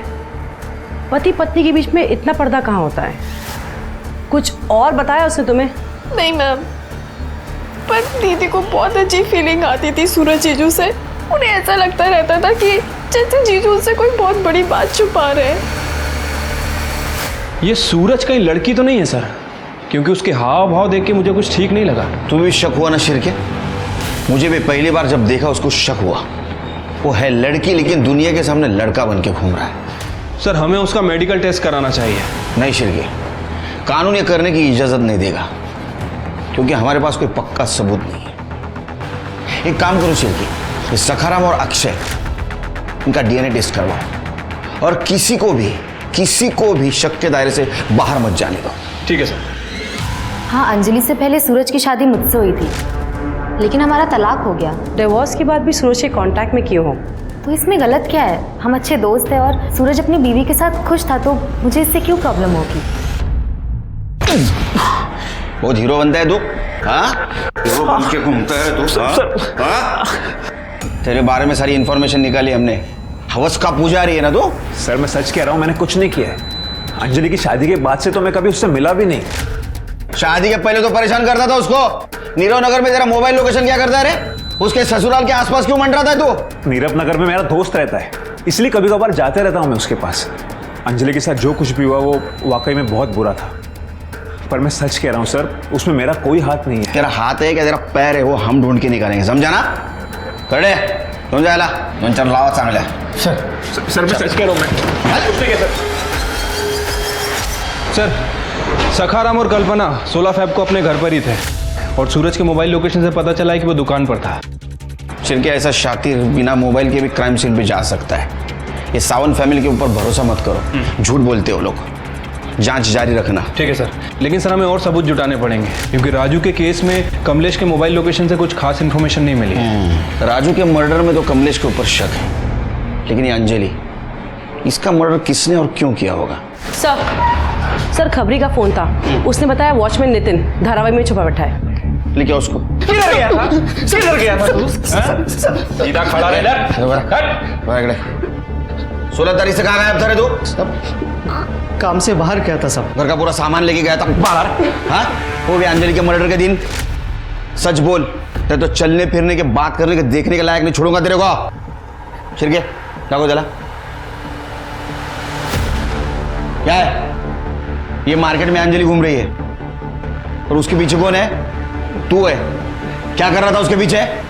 सब वो मैं खरीदारी के लिए गया था सब उधर। खरीदारी करने के लिए गया था? हाँ, तो पैर को क्या हुआ है?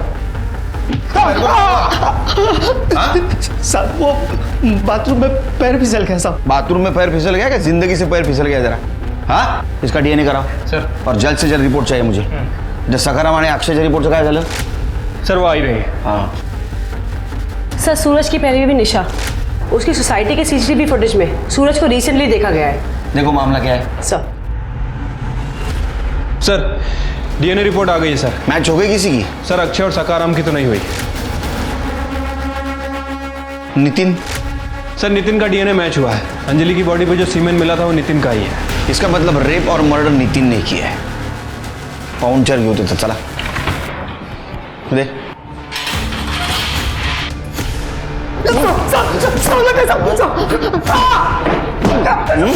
ये तो प्रूव हो गया तूने अंजलि का रेप किया। मर्डर क्यों किया उसका? बताता सब उस दिन अंजलि मार्केट से लौट रही थी तो सब वो पुलिस को सब बता देगी। इस डर के कारण मैं अपने दोस्त के पास धारावी में जाके छुप गया साहब। बाद में खबर जब पड़ी तो पता चला कि अंजलि का मर्डर हो गया। साहब माझा विश्वास ठेवा साहब, मैंने उसका खून नहीं किया साहब। शिरके, इसने रेप तो कबूल किया है, ये मर्डर भी कबूल करेगा। शिरके, इसका डोज बढ़ाओ। सब मेरी बात सुनो, सब मैंने नहीं किया था, सब नहीं मारा, नहीं किया सब। अंजलि मर्डर केस उसके साथ हुए बलात्कार की पुष्टि पर जाकर ठहर गया था। अंजलि पर बुरी नजर रखने वाला वॉचमैन नितिन अब सलाखों के पीछे था। पर क्या अंजलि का कातिल भी ये नितिन ही था? अंजलि की बदनसीबी मरने पर भी अन्याय बनकर पीछा कर रही थी। प्रेम की टीस पीछे रह गई थी और ससुराल में पति के नाम में उसे सिर्फ और सिर्फ धोखा मिला था। दूसरी तरफ पुलिस की जांच शक के दायरे में एक के बाद एक आते जा रहे नामों में उलझ कर रह गई थी। सखाराम सावंत, कमलेश शिंदे, अक्षय और वॉचमैन नितिन जैसे कई लोगों पर पुलिस को शक था। लेकिन अंजलि के लिए न्याय अब भी इस एक सवाल के जवाब का इंतजार कर रहा था कि उसका कातिल आखिर है कौन। सर मुझे लग रहा है कि ये नितिन सच बोल रहा है। वैसे भी अंजलि की लाश हमें मोरे नगर में मिली थी और मोरे नगर से कीर्ति मार्केट और अंजलि का ससुराल ये दोनों ही जगह काफ़ी दूर है सर। सर कि मुझे भी ऐसा ही लगता है क्योंकि नितिन की पैर में अभी भी सूजन है और ऐसी हालत में वो अंजलि का रेप करके उसका पीछा नहीं कर सकते। सर ये सावंत फैमिली का नाटक ही खत्म नहीं हो रहा है। सर निशा और सूरज इनका डिवोर्स ही नहीं हुआ था, उनका स्टेटमेंट गलत था। सर एक बात और, सर ये सूरज निशा के अकाउंट में हर महीने 30,000 रुपये भेजता है। हमें पता है कि सूरज के साथ तुम्हारा तलाक नहीं हुआ था, फिर भी हर महीने वो तुम्हें 30,000 रुपये देता था। अब बोलोगी क्यों? सर ऐसे नहीं बोलेगी। मैं सब बताती हूँ सर। सूरज एक लड़का नहीं बल्कि एक लड़की है। उसका नाम सोनम है। दहेज के लिए उसने लड़का बनकर मुझसे शादी की थी, जिसके लिए मेरे पिताजी को गांव की जमीन बेचकर उसे 20 लाख रुपए देने पड़े। लेकिन शादी के बाद उसके शारीरिक संबंध बनाने के तरीकों पर मेरा शक और गहरा होता चला गया। फिर एक दिन मैंने उसे रंगे हाथों पकड़ लिया।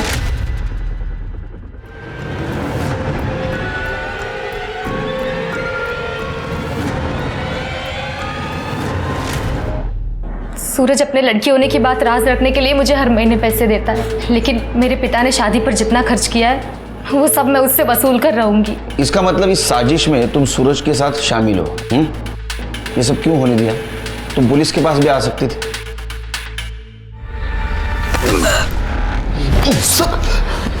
सर, क्यों मारा पता चला?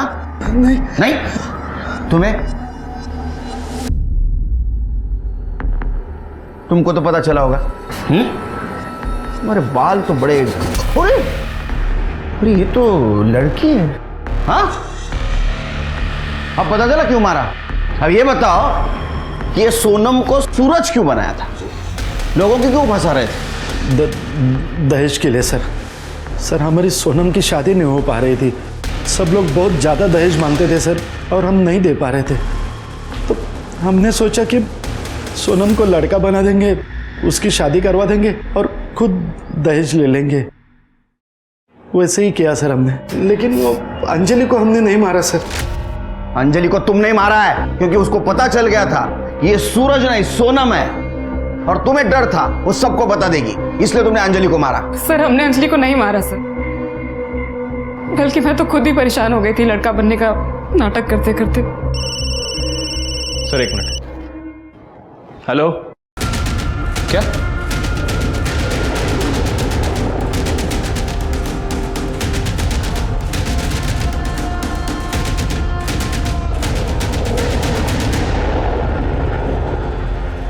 सर मैंने इसे कहीं तो देखा है। शिंदे के कोयले के गोडाउन में काम करता था। क्या? सिर्फ ये क्या चक्कर है? हर एक मामले की लिंक कमलेश शिंदे के कोयला गोडाउन से जाके मिलती। हाँ सर, लेकिन अभी तक हमें कमलेश शिंदे के खिलाफ कोई पुख्ता सबूत नहीं मिला है। मिलेगा, जरूर मिलेगा। पहले इसकी इंफॉर्मेशन निकालो। दगड़ू का घर ये? जी हाँ, मेरा ही बेटा है। तो कहिए क्या बात है? दरअसल उसका मर्डर हो गया है। हाँ? और हमें घर की तलाशी लेनी है। पूरे घर की अच्छे से तलाशी लो।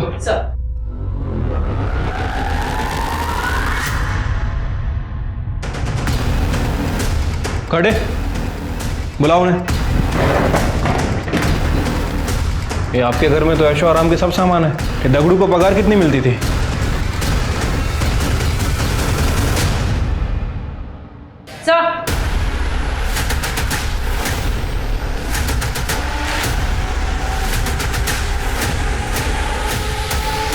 Yes sir.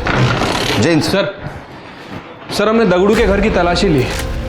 सर ये दगड़ू ही मामूली सी पगार पे शिंदे के गोडाउन में काम करता है, लेकिन सर उसके घर में ऐशो आराम की हर चीज़ है। TV, fridge, washing machine, AC, सब कुछ। और सर कमाल की बात यह है कि ये सारी चीज़ें उसे किसी और के क्रेडिट कार्ड से खरीद के दी गई हैं। इतनी महंगी चीज़ें उससे कोई क्यों देगा? और अगर देगा तो बिना वजह नहीं देगा। और सर कमाल की बात तो यह है कि 16 तारीख को दोपहर 3 बजे उस क्रेडिट कार्ड से एक शर्ट भी खरीदी गई थी, और जहां अंजलि की डेड बॉडी मिली वो शर्ट की दुकान वहां पास में ही है। इसका मतलब शिरके हम जल्द ही कातिल तक पहुंचने वाले हैं। अंजलि का कातिल और मैं? ये क्या बकवास कर रहे हो आप? बैठ। शायद आपको मालूम नहीं, अंजलि मेरी भतीजी है। मैं भला उसका खून क्यों करूंगा? क्योंकि तूने अंजलि का बॉयफ्रेंड राजू का मर्डर किया। ये क्या बोल रहे हो आप? शिरके,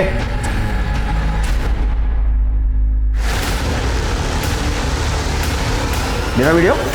हाँ, ये मोबाइल हमें दगड़ू के घर से मिला, और ये वीडियो देख के तू डरता था, और इसलिए तू दगड़ू जो चाहता था उसको लेके देता था। इतना ही नहीं, दगड़ू के बाप ने हमें बताया तू कोयले के गोदाम के आड़ में गलत धंधा करता था।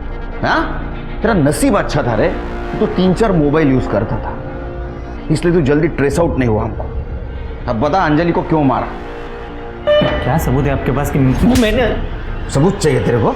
याद कर, जब तूने अंजलि को मारा तो ब्लड के छींटे तेरे शर्ट पे उड़े थे। आया याद? फिर तूने क्या किया? तो एक दुकान में गया, वहां तूने एक शर्ट खरीदी और वहां कार्ड स्वाइप किया। वो कार्ड स्वाइप किया जो कार्ड स्वाइप करके तू दगड़ू को चीजें लेके देता था। हम वो दुकान में पहुंचे, तेरा नसीब खराब था। तूने वहां से एक शर्ट तो खरीदी, लेकिन पुरानी शर्ट वहीं छोड़ गया, और वो दुकानदार ने वो शर्ट स्टोर रूम में रखी थी। और चाहिए सबूत? और चाहिए सबूत? नहीं साहब, बता दो सब।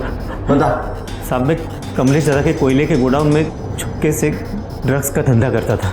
सब कुछ ठीक चल रहा था, लेकिन एक दिन ये बात राजू को पता चल गई। देख राजू, अपने काम से काम रख, समझा? जा काम कर। कितने घटिया इंसान हो यार तुम।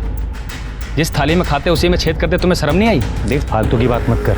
अगर तू चाहता है ना तो तुझे भी इसमें हिस्सा देने को मैं तैयार हूँ। भाई, मैं भीख मांग के ना अपना गुजारा कर लूँगा, लेकिन तेरी पाप की कमाई मुझे नहीं चाहिए। और तो और मैं सब कुछ शिंदे साहब को बता के रहूँगा। उन्हें पता तो चले उनके पीठ के पीछे उनका ही भाई गोदाम में क्या काला कारोबार कर रहा है। राजू मेरी बात मानता तो मरने से बच जाता था। तेरा भांडा फोड़ के रहूँगा। छोड़। ठीक है। अंजलि को क्यों मारा?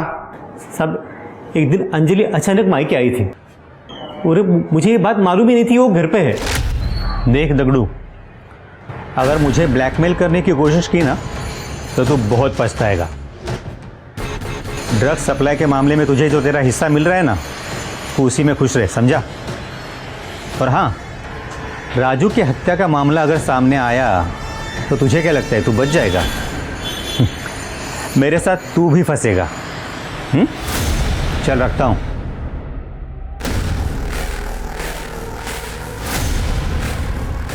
तो वो आप हैं जिसने मेरे राजू की जान ली? याद रखना काका, इसकी माफी आपको कभी नहीं मिलेगी। अंजलि वैसा कुछ नहीं है साहब। मैंने अंजलि को समझाने की बहुत कोशिश की, लेकिन वो सुनने को तैयार ही नहीं थी। हालांकि उसके पास मेरे खिलाफ कोई सबूत नहीं था। उसको समझाने के लिए दूसरे दिन मैं उसके ससुराल जा रहा था, तभी वो मुझे रास्ते में ही मिल गई।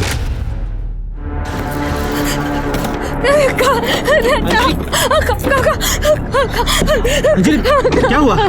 काका बताओ मुझे, किसने किया ये सब? काका एक आदमी ने मेरी जिंदगी बर्बाद कर।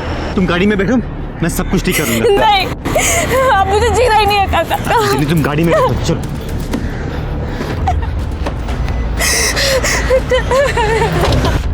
अंजलि हम अपने घर चलते हैं, कमलेश दादा के पास। मैंने कहा ना मैं सब कुछ ठीक कर दूंगा। तुम जैसे खूनी से तो मुझे मदद चाहिए ही नहीं। तुमने मुझसे मेरा राजू छीन लिया। सबने मुझे बहुत तकलीफ दी है। सबके सब जेल जाओगे तुम लोग। चुप, वरना तेरी आवाज भी हमेशा के लिए बंद कर दूंगा, समझी? इसे राजू का क्या? हाँ, वैसे मुझे भी मार दोगे ना? और फिर दगड़ू भी ये वीडियो दिखाकर मुझे ब्लैकमेल कर रहा था, तो मैंने उसे भी मार दिया। तूने लोगों को नई सीख दी है। बाहर वालों से पहले अपने लोगों से सतर्क रहना चाहिए। लालच कई बार ऐसी हवस का रूप लेता है कि इंसान अच्छे बुरे का फर्क नहीं कर पाता है। वो एक गुनाह छिपाने के लिए सिलसिलेवार अपराध करने पर मजबूर हो जाता है। करीब दगड़ू की हत्या को अंजाम देने में दोषी प्रशांत शिंदे को कड़ी सजा सुनाई गई। वहीं सावंत परिवार को भी उनकी बेटी सोनम को लड़का बनाकर उसकी शादी करने के एवज में धोखाधड़ी के मामले में जेल की हवा खानी पड़ी। लेकिन अंजलि के साथ जो हुआ उसमें उसका परिवार भी बराबर दोषी है। हमारे समाज में आज भी लड़की को बोझ मानने वालों, उसके रंग रूप के आधार पर भेदभाव करने वालों की कमी नहीं है। ऐसे में एक परिवार की अपने हर सदस्य के प्रति जिम्मेदारी और भी बढ़ जाती है। पराये लोगों से असुरक्षा स्वाभाविक है, लेकिन ख्याल रखें कि हमारे आसपास पारिवारिक सुरक्षा का एहसास देने वाला कोई शख्स ही कहीं संदिग्ध तो नहीं। अब मैं सोनाली कुलकर्णी आपसे विदा लेती हूँ। फिर मिलेंगे क्राइम पेट्रोल सतर्क के जस्टिस रीलोडेड में एक नए केस के साथ। तब तक अपना और अपने परिवार का ख्याल रखें, मास्क पहने, सैनिटाइजर का इस्तेमाल करें और सोशल डिस्टेंसिंग ध्यान में रखें। देखते रहिए क्राइम पेट्रोल सतर्क।